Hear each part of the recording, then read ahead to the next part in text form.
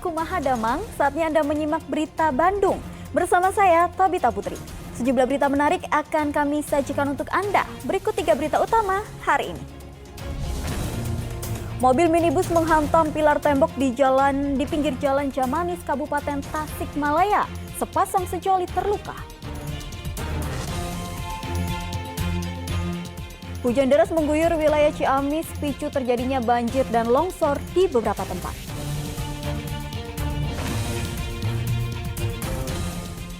Untuk kesekian kalinya, luapan Sungai Citarum kembali merendam ribuan rumah warga di Kecamatan Dayakolot dan Bale Endah, Kabupaten Bandung.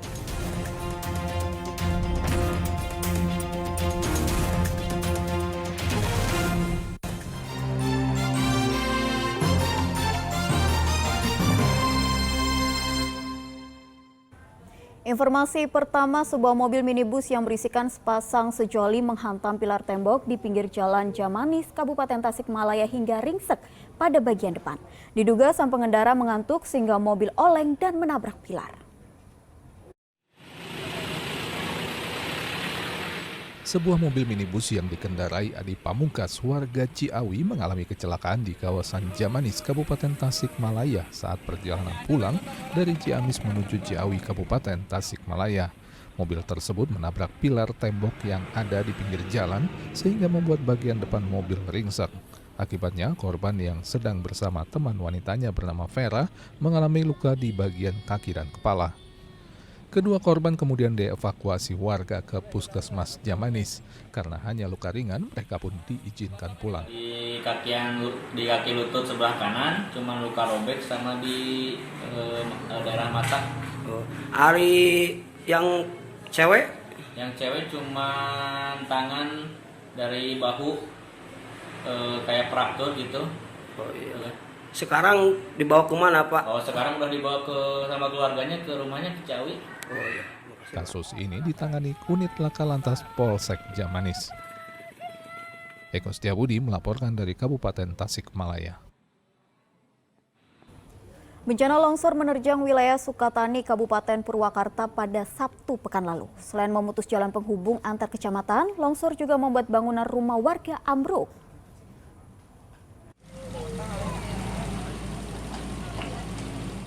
Rumah warga di Desa Panyindangan, Kecamatan Sukatani, Kabupaten Purwakarta ini ambruk akibat longsornya tanah di sekitar sawah milik warga. Beruntung tidak ada korban jiwa dalam musibah ini karena sebelumnya rumah tersebut telah dikosongkan oleh penghuninya. Selain merobohkan bangunan rumah, jalan penghubung antara Kecamatan Sukatani dengan Kecamatan Tegalwaru juga terputus akibat tertimbun material tanah. Upaya pembersihan material dilakukan meski terkendala kurangnya alat berat dan belum adanya kendaraan untuk mengangkut tanah. Akibat terputusnya jalan, warga terpaksa harus berjalan kaki mengelilingi bukit dan tidak bisa lagi menggunakan sepeda motor maupun mobil. Antar Desa Panjindangan, Pasanggerahan, ya Kecamatan Tegalwaru sama Kecamatan Sukatani. Hari ini warga masyarakat Kampung Panjindangan, Cilangohar sudah tidak bisa lewat karena sudah tertutup sama longsoran tanah. Saya sudah berkoordinasi dengan kemarin rapat dengan Pak Sekda, Kepala Dinas PUPR. Kita diusulkan untuk pengadaan beko yang besar. Bisa pakai motor berarti ya? Nggak bisa, kalau motornya tertutup atau mobil nggak bisa. Sementara jalan utamanya di sini sama di sana sama kayak gini. berarti jalan kaki dulu? Ya, jalan kaki dulu. Ada bisa kalau jalan perahu, jalan sono. Oh, muter? Tapi jauh. Longsor dipicu oleh curah hujan tinggi dan diperparah dengan kontur tanah yang labil. Posisi tanah di bagian atas akhirnya turun ke bawah sehingga menyeret bangunan rumah dan menutup jalan raya penghubung antar kecamatan. Zainal Arifin melaporkan dari Kabupaten Purwakarta. Upaya pembersihan material longsor yang menimbun 2 jalur kereta Jakarta-Bandung sudah selesai dilakukan pada Sabtu sore pekan lalu. PT KAI menyatakan 2 jalur rel kereta api tersebut sudah bisa dilalui meski dengan kecepatan 5 hingga 20 km per jam.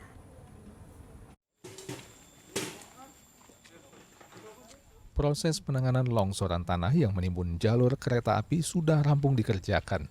Kedua jalur baik hulu dan hilir sudah bersih dari material longsor. Menurut PT KAI, jalur rel kereta api sudah bisa dilintasi. Jalur kereta sudah tidak lagi menggunakan satu rel secara bergantian. Namun demikian, meski sudah berfungsi di kedua jalur, kecepatan laju kereta yang melintas masih dibatasi antara 5 hingga 20 km per jam. Hal ini karena masih ada beberapa perbaikan di rel yang terdampak longsoran. Untuk mengantisipasi kejadian serupa, PT KAI akan membuat pagar penahan dan buat saluran drainase di sepanjang jalur rel, memantau titik rawan longsor dengan menempatkan petugas jaga, serta penguatan lereng dengan menancapkan cerucuk atau turap, serta pemasangan bantalan beton di lereng di sekitar longsoran atau yang rawan longsor. Jalur pada titik yang terjadi longsor tadi malam, tepatnya pada kilometer 111 plus 100 di petak jalan Sukatani Ciganea sudah bisa dilalui. Akan tetapi kereta api yang melintas di sana masih dibatasi kecepatannya. Untuk jalur hulu yang sudah dibebaskan dari gangguan atau material yang menutupi jalur tersebut, dibatasi kecepatannya sementara pada 20 km per jam, sedangkan jalur hilir dibatasi kecepatannya dengan 5 km per jam. Sebelum berhasil diperbaiki, jalur kereta api dari arah Bandung menuju Jakarta dan sebaliknya tidak dapat dilintasi kereta api. Akibatnya, banyak penumpang di stasiun Bandung yang terlambat berangkat karena terhambat akses jalur kereta yang tertutup longsor. Kehambat berapa lama teh? Baru 1 jam. Baru 1 jam. Itu kenapa katanya teh? Katanya ada longsor di Purwakarta.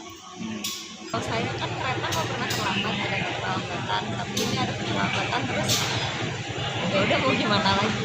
Ini emang terlambatnya berapa lama teh? Kurang lebih 3 jam. 3 jam. Oh. Pada Sabtu siang, akses sudah dapat dilalui meski ada keterlambatan. Zainal Arifin dan Muhammad Rizal melaporkan dari Kabupaten Purwakarta dan Kota Bandung. Hujan dengan intensitas tinggi menyebabkan terjadinya banjir bandang akibat meluapnya sejumlah anak sungai Cihonje di Kabupaten Sumedang pada Jumat sore pekan lalu.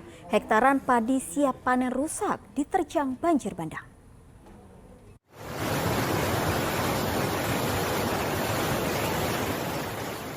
Video amatir milik warga ini memperlihatkan sebuah saung petani hanyut terbawa aliran sungai Cihonje hingga ke hilir, yakni Sungai Cilelei di kawasan Marga Cinta, Kecamatan Sumedang Selatan, Kabupaten Sumedang. Video lainnya juga merekam derasnya aliran Sungai Cihonje setelah wilayah Sumedang diguyur hujan deras sejak Jumat siang. Derasnya aliran air juga merusak hektaran sawah yang berada di dekat bantaran sungai di Desa Citengah dan Desa Cipancar. Warga menyatakan banjir bandang terjadi karena hujan deras di hulu Sungai Cihonje di Desa Citengah. Selain sawah, sebuah jembatan akses keluar masuk ke sebuah kampung juga rusak. Berapa jam tadi hujan, Pak? Ada 2 jamnya. 2 jam dari jam 1-an lah. Kesini mah nggak hujan, cuma hujan di daerah Desa Hulu, Budi, Desa Cipancar, di tengah. Ketinggian air tadi berapa meter Pak di sini Pak? Ya, meter setengah lah. Menurut BPBD Sumedang, sungai yang mengalami peningkatan volume air diantaranya Sungai Cihonje dan Sungai Citundun. Meski aliran sungai terlihat sangat deras, namun BPBD memastikan situasi aman dan tidak ada korban jiwa lantaran kondisi aliran sungai berangsur-angsur normal. Kalau memang ada meluap air seperti demikian karena memang intensitas curah hujan di perhuluan ke tadi itu cukup tinggi, maka otomatis buangan atau curah hujan buangan ke kita cukup besar, namun masih aman terkendali. Masyarakat dan pengelola wisata Citengah diimbau untuk tetap waspada selama cuaca buruk, meski alat pendeteksi hujan dan banjir telah terpasang di lokasi tersebut. Agung Gunawan melaporkan dari Kabupaten Sumedang. Hujan deras yang mengguyur wilayah Ciamis mengakibatkan banjir dan longsor di beberapa tempat. Tidak ada korban jiwa, namun peristiwa ini sempat membuat warga untuk panik.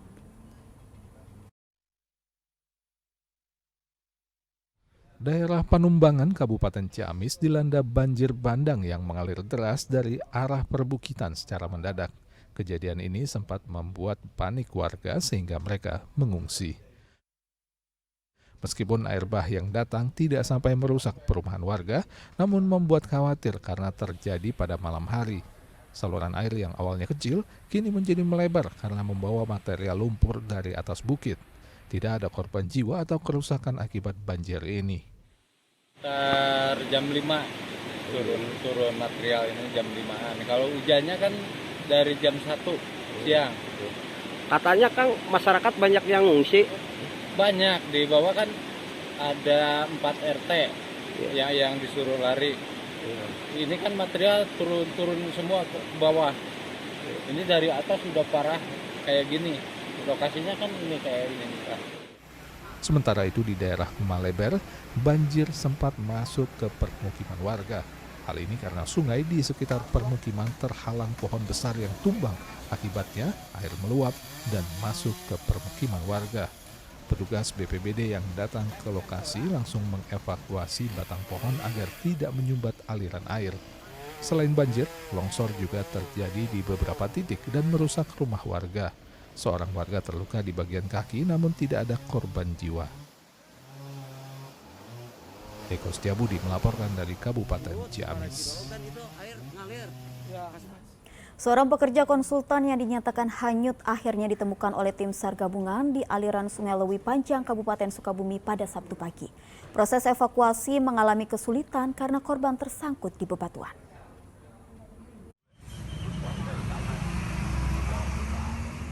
Proses evakuasi terhadap seorang pekerja konsultan bernama Billy Khas berusia 22 tahun yang hanyut di aliran Sungai Cimahi, Kampung Cibolang Kaler, Desa Cibolang Kaler, Kecamatan Cisaat, Kabupaten Sukabumi, Sabtu pagi pekan lalu mengalami kesulitan. Kondisi sungai di mana korban ditemukan berada di bawah serta cukup terjal. Selain itu, jarak ke mobil ambulans juga cukup jauh sehingga tim SAR gabungan harus berjalan kaki saat membawa jasad korban. Tim SAR gabungan dari Basarnas, BPBD, PMI, TNI Polri, serta relawan kemudian menyisir aliran Sungai Lewi Panjang lewat darat dan air. Akhirnya korban ditemukan dalam posisi terlentang di bebatuan. Diduga korban tersangkut bebatuan besar sekitar 1 km dari lokasi di mana korban jatuh dan hanyut. Tim SAR kemudian membawa jasad korban ke RSUD Sekarwangi Cibadak, Sukabumi. Ditemukan pada pencarian hari kedua pada pukul 9.30, lebih tepatnya di Sungai Lewi Panjang, dan ditemukan tim SAR gabungan dan dengan radius 1 km dari lokasi kejadian dan langsung dibawa ke Rumah Sakit Sekarwangi dengan menggunakan ambulans.